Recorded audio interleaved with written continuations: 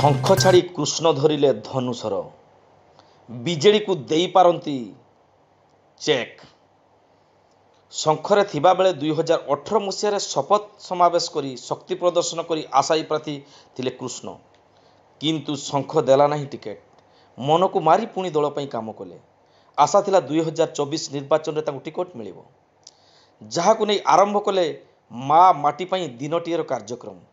ଉକ୍ତ କାର୍ଯ୍ୟକ୍ରମରେ ହଜାର ହଜାର ଜନସାଧାରଣ ଉପସ୍ଥିତ ଥିବା ମଧ୍ୟ ଦେଖିବାକୁ ମିଳିଥିଲା।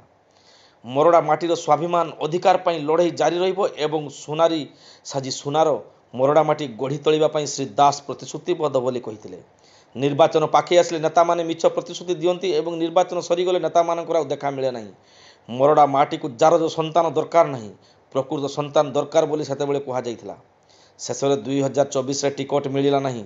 ଶେଷରେ ବହୁ ଦୁଃଖ। ମରଡ଼ା ମାଟି ବ୍ଲକର ବରିଷ୍ଠ ନେତା ତଥା ବିଜେଡ଼ିର ରାଜ୍ୟ ସମ୍ପାଦକ ପଦବୀ ଓ ପ୍ରାଥମିକ ସଦସ୍ୟ ପଦରୁ ଇସ୍ତଫା ଦେଲେ କୃଷ୍ଣ। ମାଟି ପାଇଁ ଲଢ଼େଇକୁ ଜୋରଦାର କରିବା ପାଇଁ ବାଛିଲେ ଧନୁଶର। ଶେଷରେ କୃଷ୍ଣ ଧରିଲେ ଧନୁଶର। ଜନସାଧାରଣ କହିଲେ ଯୁଦ୍ଧ ହେବ। ମରଡ଼ା ନିର୍ବାଚନ ମଣ୍ଡଳୀରେ ବରିଷ୍ଠ ନେତା କୃଷ୍ଣଚନ୍ଦ୍ର ବିଧି ଭାବେ ଝାଡ଼ଖଣ୍ଡ ମୁକ୍ତି ମତରେ ମିଶିଛନ୍ତି। ରାଇରଙ୍ଗପୁର ସ୍ଥିତ ଟାଉନ ହଲ୍ ପରିସରରେ ଅନୁଷ୍ଠିତ ମିଶ୍ରଣ ପର୍ବରେ ଶ୍ରୀ ଦାସ ମିଶିଥିବାର ସୂଚନା ଦେଇଛନ୍ତି।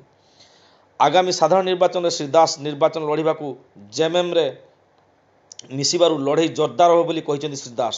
ଉକ୍ତ ମିଶ୍ରଣ ପର୍ବରେ ଜେଏମ୍ଏମ୍ ରାଜ୍ୟ ସଭାପତି ଅଞ୍ଜନୀ ସୋରେନ, ଝାଡ଼ଖଣ୍ଡର ଆଦିବାସୀ କଲ୍ୟାଣ ମନ୍ତ୍ରୀ ଦୀପକ ବରୁଆ, ବିଧାୟକ ସମୀର ମହାନ୍ତି ପ୍ରମୁଖ ଉପସ୍ଥିତ ଥିଲେ। ଖେଲା ବାକି ଥିବା କହିଛନ୍ତି କୃଷ୍ଣ। କହିଛନ୍ତି ଖେଲା ହେବେ, ଦେଖିବାକୁ ବାକି ରହିଲା କ'ଣ ଖେଲା କରିବେ କୃଷ୍ଣ ଦାସ।